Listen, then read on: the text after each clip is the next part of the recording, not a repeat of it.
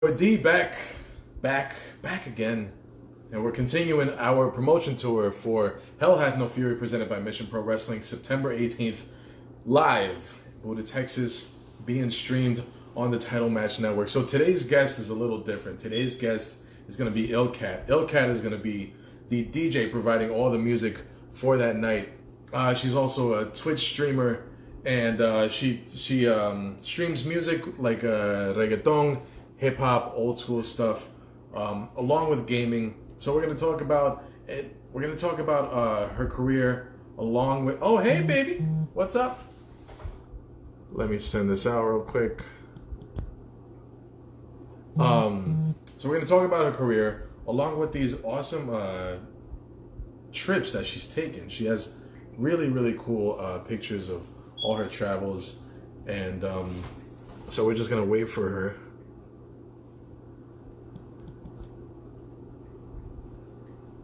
There we go. But yeah, Hell Hath No Fury next week, next Friday. It's going to be an exciting one.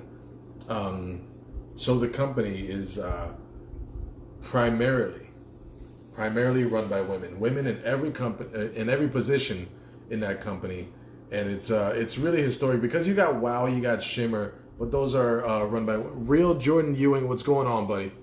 Hope all is well. And there she is. Illkat's going to join in just a second.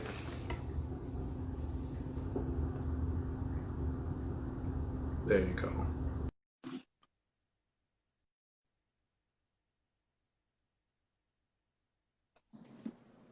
There she is. How you doing? Hi. Hold on 1 second. Sure. Take your time. All right. Can you hear me okay? Yeah, we're good. All right. Perfect. So how you doing? Everything good? Yeah, I'm good. I'm sorry it took me a minute to set up everything. Don't worry about it. It always takes me a minute. So I was just telling everybody that you're a Twitch streamer. You host traffic jams on your Twitch channel. You do reggaeton, hip hop, and a lot of old school stuff. You're also in the gaming world, and you do DJ sets and stuff. So I know that as a kid, some of your favorites were Legend of Zelda, Mario, and Double Dragon. That's what I read in an interview. So can you tell me about those games? Because I know you're an avid gamer too. So can you tell me why those games would stand the test of time, even in an era where production and graphics have totally blown those out the water? So I am an 80s baby. I was born 1984. And the console that I started off with was, the old school Nintendo. Ever since I was little, ever since I could think, I was probably like video games since I was like 3 or 4. I don't know. But I remember the very first game I ever played was Cubert. I don't know if you remember that game. Cubert. That sounds like a little alien that would like hop down these colored blocks. That sounds really familiar, but I'm not too familiar with it. I think if you see it, you'd know it. But that was like probably the first game I got addicted to. And then after that, Legend of Zelda was one of my favorite games. And I remember beating that as a kid. I was so proud of myself because I beat that at such a young age. And Mario always has a special place in my heart because Mario was that one game where we'd all sit around the couch and take turns and play. Yeah, definitely. That was like one game that my grandma got into. She actually played it with me. And it's funny to watch my grandma because she'd have the controller, and every time she'd make Mario jump, she'd jump with Mario. Oh yeah, I think that's where the Wii came from because I think that's what we all did to make sure that he got across to the other thing. Why do you think those games, like, what do you credit the longevity to? Because they stand the test of time, like I said, in an era where all these graphics just blow those out of the water. I think it's the characters. I think people fall in love with the characters. I mean, like let's take Link and Mario, for instance, right? The whole story for them was to save a princess, right? Yeah, right. Go on these crazy adventures and slash and slay things and find things, and I don't know. It's just timeless characters that you can kind of relate to, and it was fun to go on the adventure with them. I think that's what it was. Like you shared an adventure with the character, and I think that's why it's timeless. Yeah, I'd have to agree with your sentiment about Mario. It's something that everybody can sit around and kind of connect on. Another thing that people can connect on is food, and that's one of my favorite topics to talk about. Now, Oh, I've I could learned talk that you're, for hours yeah. about food. So I have many, many food questions for you. Okay, I'll If try to my answer. girlfriend and I were to go to your mother's house, what would you have her make us? Because I know that you're of Filipino descent, so I'm interested to know what is your favorite Filipino dish and how do you make it? All right, so man, if I were to request one thing for my mom for you to make for my mom to make for you, it would be the nuguan. And it's one of those frightening dishes. Like if I told you what it was, you'd be so mad at me that you ate it. But if Oh I no, didn't I'm tell you, good. My family's Peruvian and they eat some crazy shit too. so this one it's a pork blood stew. And I know it sounds scary. Like the dish is literally like a very like almost black, really gelatinous dish with like cut up pieces of pork belly.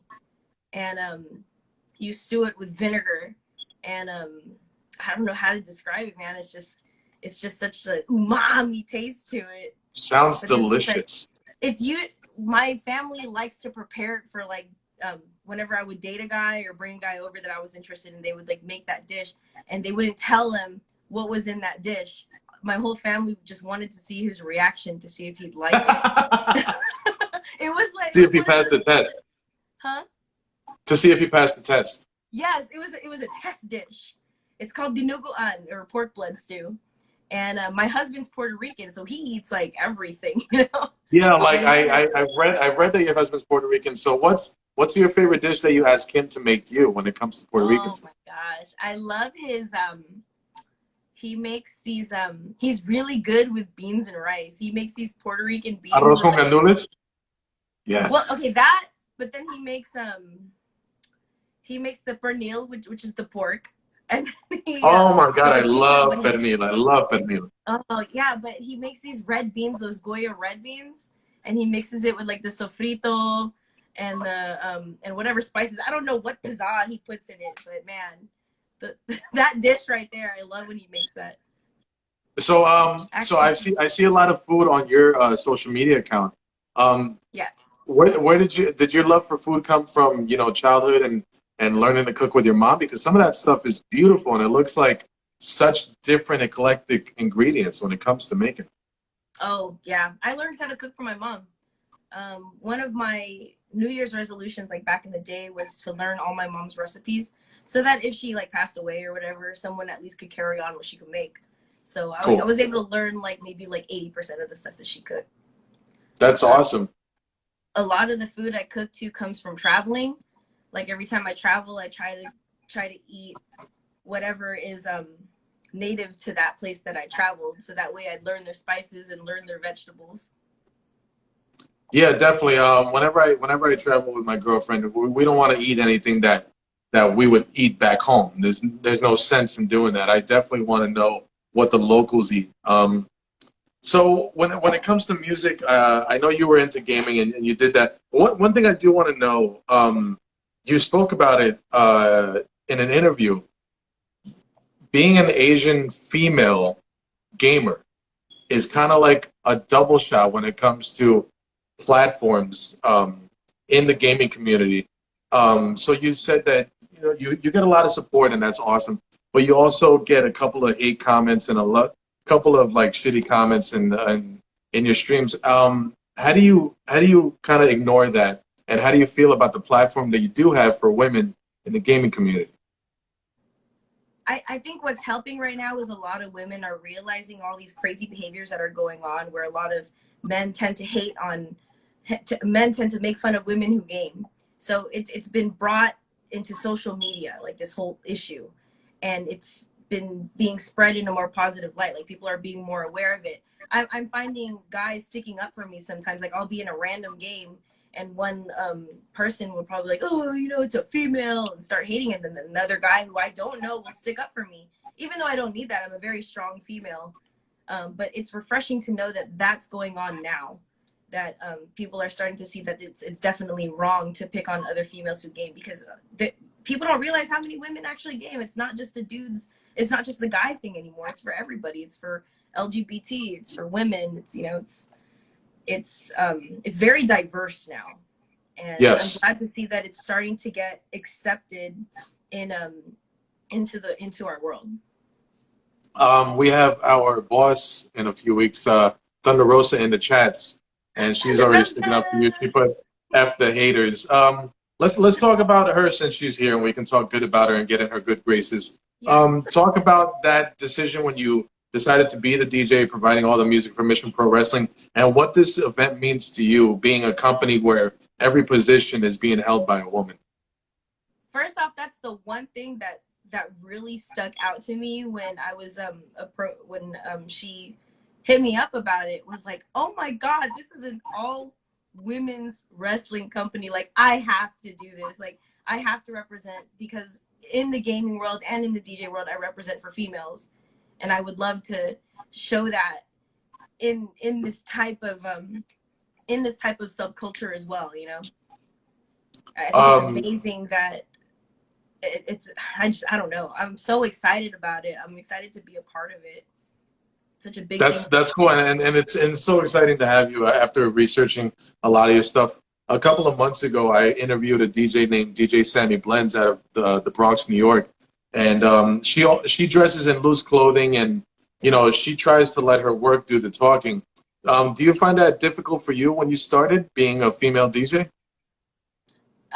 Difficult in what? I'm sorry, I couldn't hear you a little bit. You know, when she said that she had a lot of people in the comments saying, you know, show us your body and take off your shirt, and she just allowed her work to do the talking. Now she has a very reputable career, and you know, she's a tough ass girl, so nobody would even talk to her like that. But when it came to you in the beginning of your DJ career, did you have trouble, you know, people forgetting the fact that you are a woman and more so a DJ? You know, I did at first. At first, I tried to kind of portray an image where I wouldn't dress scantily or anything like that, but I would dress a certain way to, you know, attract, you know, just attract attention in what I'm doing. But then, like, pretty soon I realized, like, you know, that's not me. Like, why am I doing that? It's disrupting how my mind is working when I'm trying to play music. So I started dressing like how I am. I wear loose, baggy clothes. I'm very street, so I'll wear street clothes. I'm also prissy sometimes too, so sometimes you'll find me in DJing in like church clothes or something. But just like how that DJ that you mentioned, I just started getting comfortable, and like you said, I let my work speak for itself.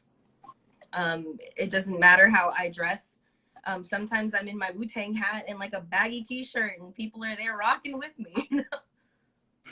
I don't have to look a certain way. In order No, definitely. So when you're a streaming DJ, it's definitely different from when you're DJing in a club. You can kind of read the room and kind of read the energy and get to play to the crowd. How do you come up with your playlist when it comes to streaming music? I don't come up with it. I just have one idea. Like, today I feel like playing hip hop, and then I just start with one song and I just let it go. Like, I see what the audience might like, and I see if it matches what I want to do, and I go from there. I don't have a set list. I play I play what I feel, and I manipulate and mix how I feel. So if you see me chopping, I'm in the mood to chop, or if I'm in the mood to like try to scratch, because I'm not a good scratcher, you'll see me try to chirp a little bit. Everything is ad-libbed. Everything I do, I don't have like a list. I just play what I feel like I want to play and I want to dance to, or what the audience wants to dance to. When you look back at music's biggest DJs, is there anybody that you admire or try to emulate when you're doing your thing? Oh man, there's one streamer, and he's also my friend. I'm gonna shout him out because his name is Yagomi. He is one of my favorite DJs to watch because he's all vinyl, very all technical, and he knows his music. He knows with a sample. He knows who wrote it. He knows what year it came out.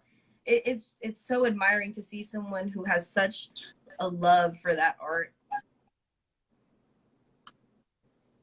Who is that? I'm trying to think of anyone else. His name is Yagomi. If you guys want to check him out, he's on YouTube as well. I mean, not YouTube, Twitch as well, under Yogomi. I don't know if he's in here. If You he's know, in here, hi. you weren't always on Twitch. You were also a partner with Mixer.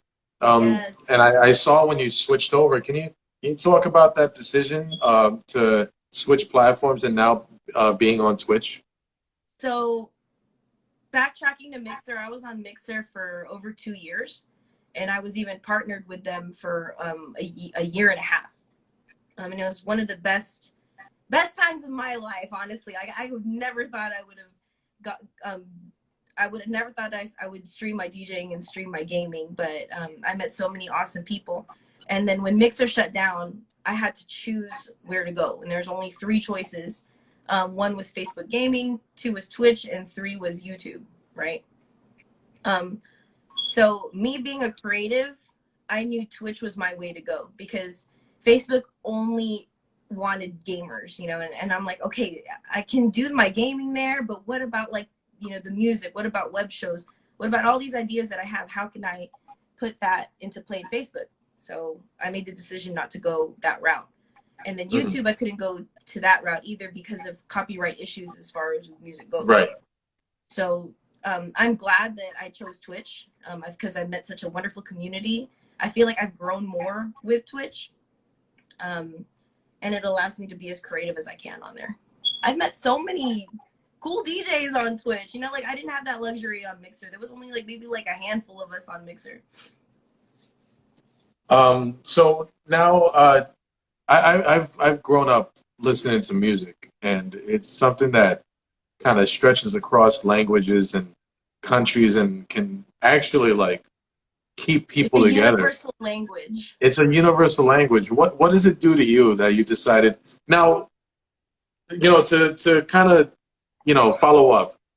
When you're listening to music, are you listening to it as a DJ now, or are you allowed to enjoy new music, or are you already thinking like maybe I can blend this into that? Maybe I should start with this, or this can go good with that beat. This has the same tempo. Are you allowed to enjoy music, or are you now technically listening to it? No, I enjoy listening to music. I'm a very poetic person. So for me, lyrics is a big thing in a song. I like very poetic lyrics that tell you story, lyrics that give you kind of goosies. Right. And then my technical mind as a musician likes to break down the beats, like you said. Like I like to think of where did this sample come from? Or can I slow this tempo down and make it sound differently? Like I start thinking like that. Or thinking how this song can finish off with another journey with another song. So here's a couple of questions that I wanted to ask, because you seem to have like awesome vacations. I see you traveling everywhere. And so I want to see, these two destinations, I feel a lot of people have gotten over. Like they're totally over these destinations. So can you tell me, a few things that are underappreciated between Hawaii and Disneyland? What's underappreciated in Hawaii and Yes. Disneyland? Because parents come back from Disneyland saying, I never want to go back there. And people come back from Hawaii saying, like, it's not all that it's cracked up to be. So, a few things that you've noticed that you're like, wow, this is actually some of the coolest things I've ever experienced. So when it comes to Hawaii, you have to mingle with the locals. You cannot do the touristy stuff because the touristy stuff is what's going to make you hate Hawaii. You have to go off the beaten path into places that you would have never done in your life. When I went to Hawaii, we went to Maui and did the Road to Hana. Have you ever heard of Road to Hana? Yes, I have heard it. So for those who don't know what Road to Hana is, it is a 3.5 hour long drive on the edge of a winding cliff to get to this park. It's one of the most beautiful parks. And then you go on a 7-mile hike through a bamboo forest and you hit a waterfall. Wow. So not only did you just do a 3.5 winding ride to get to this place, but then you have to walk for like 3 or 4 hour hike through a beautiful bamboo forest. And I mean, this is beautiful. Like you walk through it, all you hear is the clacking of bamboo and wind, and you're just in awe of what you see. And as you keep going, there's these different lakes, and then the sweet ending to it all is a waterfall. Once we got there, we were like, this is worth it. And then in my mind, I'm like, I don't ever want to do this again, but I'm glad that I did it because this sucked. But we did it. And we left Hawaii with memories. You know, we left Hawaii thinking like, damn, you know, we really lived it almost like a local. When we ate, we always ate local food. We didn't go to like Hooters, or we didn't go to like touristy stuff. That's what you need to avoid when you travel. I use a lot of forums to look up places. Okay. I don't just look at TripAdvisor, because TripAdvisor, they only mention all like the main stuff. And also it's good to go to convenience stores or grocery stores and ask them like, hey, what's around here? What can we go do? So what about Disneyland? Did you have a good experience at Disneyland? I'm a Disney person. I go to Disney every year. Okay, I'm a Disney freak. Every year. Who's your favorite princess? Who's my favorite princess? Man, that's a tough one. It's got to be Mulan. I love Mulan. She's not because she's Asian. No. It's good that you bring that up. It's good that you bring that up because on Twitter, you have questioned the authenticity of Mulan. Can you let the beautiful people know what is different about Mulan than a real Asian family? What? You really want me to say? Okay, I'm sorry, but I have to say it. On my Twitter, I posted how unrealistic it is for an Asian dad to say sorry to their child and hug him. Okay? Y'all need to understand, I have strict Asian parents. Everyone I know my age had strict Asian parents, okay? We had to make straight A's. If we made an A-, oh my God, you know, life was over. But like our honor roll stickers were popped off the bumpers. We were grounded. So to see that in that movie was like, whatever. That's not true. We'd be disowned if we left the house. So what was their reaction when you stopped being a nurse and started streaming? They couldn't say anything because I already finished college. Once I finished college, that was it. My parents had no say. Nice. Very nice. Very nice. My mom, she thinks she doesn't know what streaming is, or actually she has a better understanding, but before she thought I was a cam girl. She thought I was like oh wow. No, let's not go there. No. Yeah, we're not gonna go there, but she thought that, and because that's her mentality. She thinks, oh, you're streaming or you're talking to people on the internet. That's that Asian mentality. It's very closed. They don't know what you're doing. They didn't know that you're video gaming. They don't know that you're DJing. All they think is you're talking to boys. All right, now for people who live on the outside and have a different perspective, you know, the people who are not of Filipino descent, can we trust Joe Coy in every story that he tells? Yes, you can trust Joe Coy 100%. If anyone is here from my chat, you guys know I always talk about my mom, and my mom is 100% like Joe Coy's mom. It is exact. I'm 30 years old, and she still tells me what to do, and I can't tell her nothing. I just have to be like, okay, mom, okay. I have to pretend that I'm like agreeing with her all the time, because if I don't agree with her, it's never ending. So I feel like Joe Coy has become a hero in the Filipino community. Another guy that's become a hero is Manny Pacquiao. Is that your most treasured pop? Is that your most treasured Funko Pop? That is my most treasured Funko Pop. I forgot how much. I looked it up. I forgot how much that thing is worth now. I got some. He's like our god. You have one? No, wait, 1 second. Mine's somewhere. I don't have Manny Pacquiao, but I do have this. Hold on, and I've learned that you are a fan of this. Is that Sailor Moon? I can't see. Oh, it is Sailor Moon. Oh, I love that. What the hell? I don't have that. It's some wedding. I don't know what it is. My girlfriend. This is my girlfriend's pop, and she has the voice actress who played Sailor Moon sign it for her. Oh wow, that's beautiful. Yeah. In a pink pen too. I'm jealous.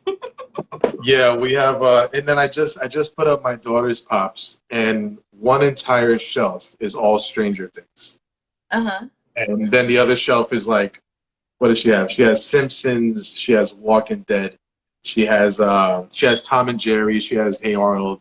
She has a good collection. I have a I have a box that I'm scared to put up because I have too many. I have. Oh I'm yeah. not. I'm not. I'm not as deep as you are, but I definitely have a lot of pops. I have a lot of Funko Pops. I have. Do you have the number on how many you have?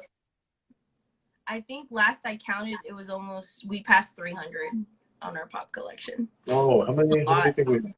I have all my favorites around my room, but then the rest of everything up is boxed. The rest of everything else is boxed up.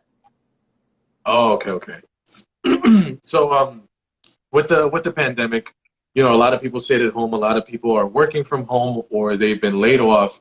You know, it's unfortunate, but you know, a lot of people are having trouble like finding things to do. As a self-proclaimed bookworm, what is a good book to read during the pandemic? Oh my gosh. I could tell you my favorite book is The Shining because I read that almost every year. Man, that's a tricky question. I read so many weird books. I read a lot of true crime. Helter Skelter is a really good one if you guys want to read that one. That's a good true crime book. I like a good murder mystery. That's what keeps like me. A good murder mystery. Okay, here's a good one. I always recommend this book to anyone. It's called The Girl in 6E, only because this is like very like almost a tad bit relatable to streaming, but it's about a girl who has like serial killer intentions, and she knows that she needs to stay away from public, so she locks herself in her apartment, and all she does is just stream. Wow. But she streams. She's a cam girl. She makes her money that way. She makes like thousands and thousands of dollars that way. Your mom would not be proud of her. No, but it's a really good book. I actually recommend that book. Hey, so tell me, you know, one thing I miss are concerts. You know, I don't know when the next concert is going to be. Can you tell me what a Cypress Hill concert is like, though? Here's the answer to that. A Cypress Hill concert. Am I allowed to? Yes. Let us live vicariously through you right now. I mean, the fragrancy of that concert is beautiful. The vibe. The vibe. Everyone knows the lyrics, so everyone's just rapping away. Everyone's so high that they all think that it's their concert.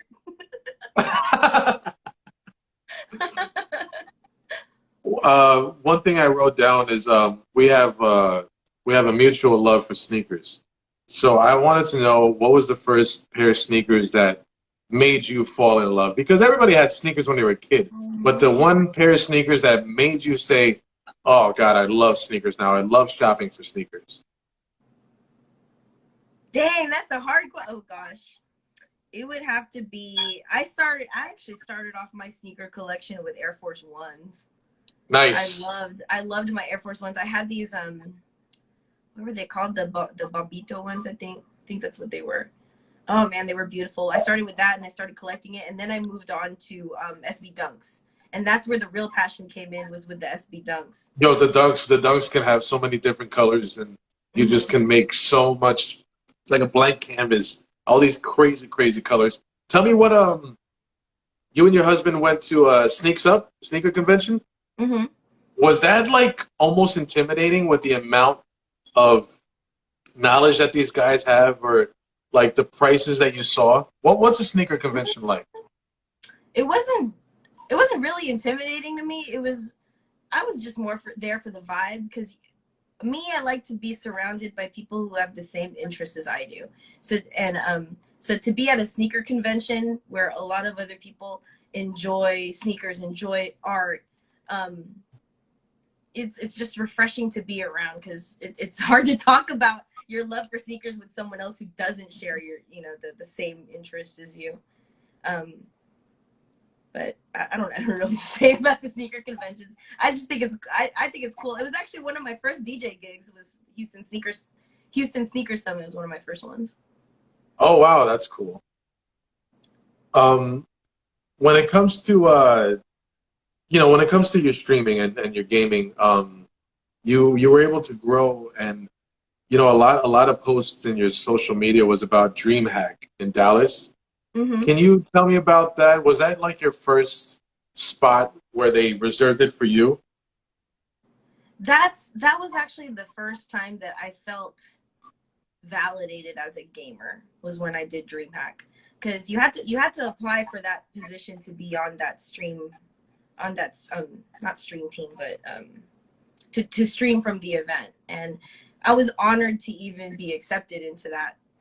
And I felt like my streaming was going places, because I was able to go to the convention, play my game in front of thousands of people, and also stream it on from my Mixer account for everyone else to see. And I met so many cool other content creators that I'm still friends with, and also got to network with other different companies as well. So DreamHack is one of my favorite conventions because it's more centered on gaming than it is anything else, and it's centered on esports. So yeah, that's something I want to kind of stay on because I love a good community. I love that you can meet somebody and they're so supportive. Those are the ones that you want to keep around you. You know, like I was taught to just keep people around you who always want good things for you, because there's always going to be somebody with a nasty comment or, you know, always with something to say. Can you talk about the support that you get from the gaming community after all this time? Overwhelming support. I feel like I made my best friends through gaming. And some of these people are my best friends and I've never seen them physically in my life. But yet I care for them, just like I would any IRL friend. You know, I check on them, make sure they're okay. If I know that if I know they're down, I'll call them. Or if it's their birthday, I'll send them a gift. You know, like the friendships that I made in gaming are true and real. And I see some of them right now. There, I see John. I see Yeah, you got an awesome amount of people in here. John Pena saying that he has around 2,000 pops. Converse Weapons, Days Toast 420, sending hearts. John Pena, we're here right now. You have an awesome amount of people, and you go on. You were saying that it's almost overwhelming. We look out for one another. You know, it's to people in the outside world looking into the gaming world. It's weird to them. It's so weird to them that I can have these relationships with people that I've never met. But in reality, it's not weird. It's normal to me, because the relationship is real. The feelings are real. The friendships are real. You don't have to be physically there, with the person to have a friendship. No, yeah, I can relate because like and as far as like my subscribers go or my followers on Instagram, they they always either send the likes or they comment or send really cool messages. I got this one guy who has been with me like from the start. Like I do interviews now on my YouTube, but I used to do gaming, but I realized that I suck at it. So, but he's been with me from the beginning. This guy, Get Wrecked was his handle, and he bought one of my shirts when I got shirts done. He's like, I understand what you're saying, and I assume that in the gaming community, it's the same way. It definitely is the same way. And then when a convention occurs and we can all finally see each other, it's like there's no dead air between us. It's like instant, like, oh my God, I finally get to see you and meet you. Come here.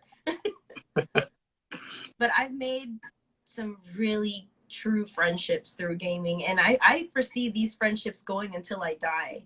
That's how good these friendships are. I think one of them is in here too. Like Death is like one of my really, really good friends in here. And That's awesome. That's one friendship that I know is never gonna die out. Or same with John, who is just in here. So when we talk about the support that you get from your followers and your subscribers and your support system, you got an immense amount of support when you are very transparent about something that happened in your life, and I made sure that it was okay to talk about because it's such a touchy subject. And I don't want to say the wrong thing, so I'm going to give you the floor so you can speak about it and, bring awareness to it. And maybe you can kind of motivate somebody who's going through the same thing. Well, so on my Twitter, I'm very open about my inability to have kids. And this is my third cycle because the first 2 times I was not very open about it. And I feel that I was the problem emotionally, because I didn't. Oh, why did I turn on my? I'm sorry, I turned on my Xbox for some odd reason. Not sharing what was my emotions through that whole course of infertility for the first 2 cycles was what brought me down. That's what depressed me. So I decided that on my 3rd time, I would be more open about it, hoping to empower other women that are going through it, because I didn't realize how many other women have this problem. Like there's so many other ones, and many of them reached out to me. Many of them DM me like, oh my gosh, you know, you're so brave for even opening up about this. And I'm like, man, I didn't think I would be helping other people right now, but I'm glad that I opened up about it. And for those of you who don't know, I'm struggling to have children. I can't have kids because I had a surgery that eliminated my my process to have natural children. So right now I'm doing in vitro, and this is my 3rd cycle. I already finished this one, so now we're in the waiting period. My eggs right now are frozen. I've got 3 babies waiting for me. They're waiting to be put in the oven right now. They will be put in till December though. So I have 3 months to party until I have to chill. Well, you know, as somebody who, you know, I just met you a few weeks ago, and we've been talking since then. I wish you the best of luck, and I just that's all I can say. I just wish you the best of luck, and I hope everything works out for you. Let's move on to Mission Pro Wrestling. I know we touched on it in the beginning.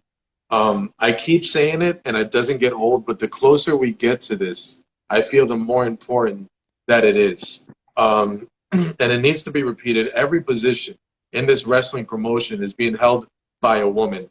The owner is a woman. The creative, road agents, all the wrestlers, ring announcers, the play-by-play referees, and you know, you're a part of this, and you're going to be playing the music. I